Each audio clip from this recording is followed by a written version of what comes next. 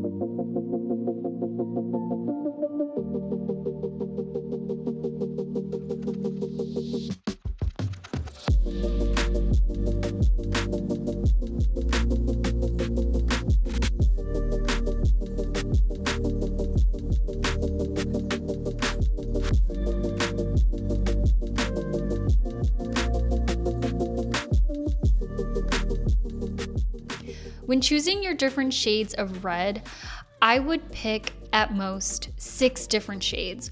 One should be a darker shade of red, like the one located in the top left of my palette, and then an orangey red, and then a red with like a pink magenta undertone. I think having these shades mix it up a bit and creates layers. The brand I'm currently using is Master's Touch, which is a Hobby Lobby brand. I'm not a massive fan of this paint. I wouldn't use this paint if I were working on a huge paint project. I notice the paint is thin, or I don't know, maybe watered down. So you usually need a couple of coats, but since this is a small art project, this paint will suffice. One of the primary reasons I initially bought this set of paints was because I like that the cap is screwed on versus one that flips open like the Liquitex basic paints from Michaels. Unfortunately, those wouldn't always close, so they'd dry out before I even got to use them. So let's just say I haven't had the best luck when it comes to buying paints. After I removed the stencil, I noticed that the text wasn't centered, so I'm gonna let that dry and then start working on the quote page. I'm starting with my Tombow dual brush pen in the shade 757 to color in the border and giant heart.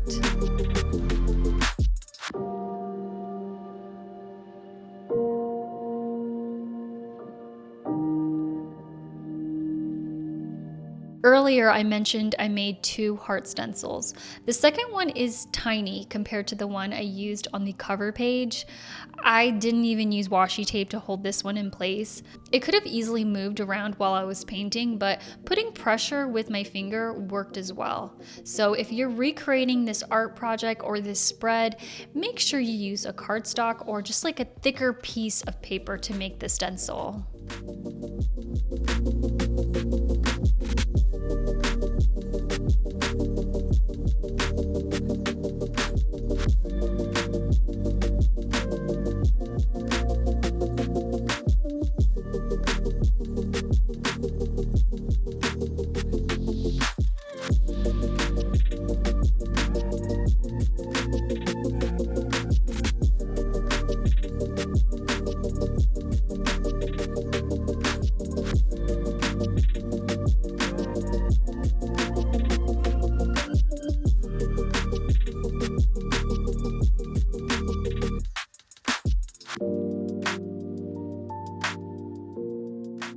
Tombow I'm using for the quote page is in the shade 725, which is very bright and pink, but I'm glad I chose this color because it breaks up all of the red that I have going on.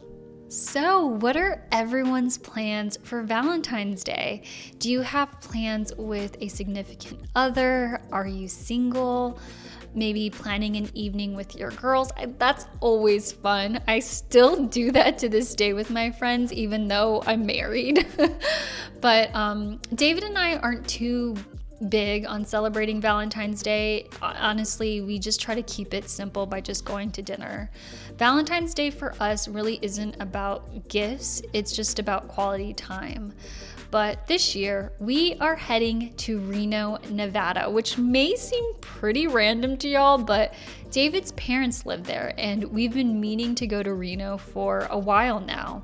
We were supposed to go back in December, right after Christmas, but at the time, there was this record-breaking thousands of flights were canceled because of I think there was, of course it was COVID, but there was just a shortage in staff, plus a snowstorm. I think Reno got a record-breaking amount of snow back in December, so we didn't get to go. So it'll be fun to go for Valentine's Day weekend because we get to catch up with not only family, but with our friends.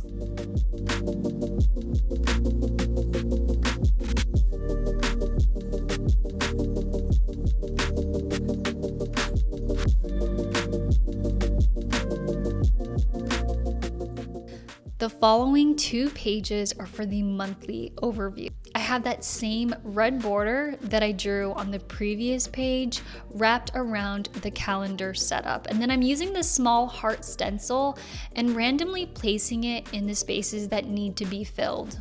The reason I'm coloring in these circles in each block is to write the date on top of it. I realize though that this shade of red is too dark for me to do that, so I covered this mistake up with a white piece of paper from my Archer and Olive notepad and redid it. You can't even tell.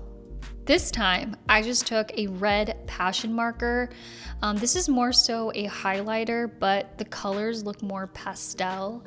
I just colored in the first row and then wrote the date there. I think this was a better choice.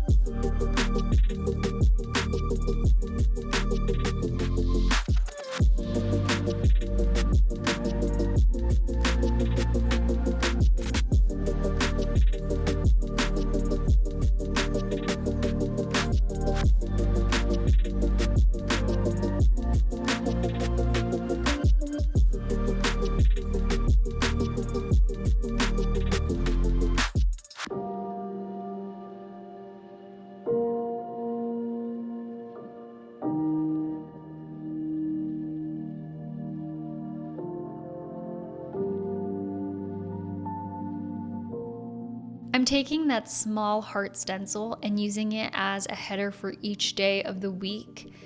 Every week, my sister gives me her bullet journal so I can set up her week. And because I'm using paint in this setup, I do not want to have to whip out paint each week. So I am setting up a Dutch Store weekly setup. I did this for my January bullet journal setup with the Polaroids, and I really enjoyed this setup. It's so fun.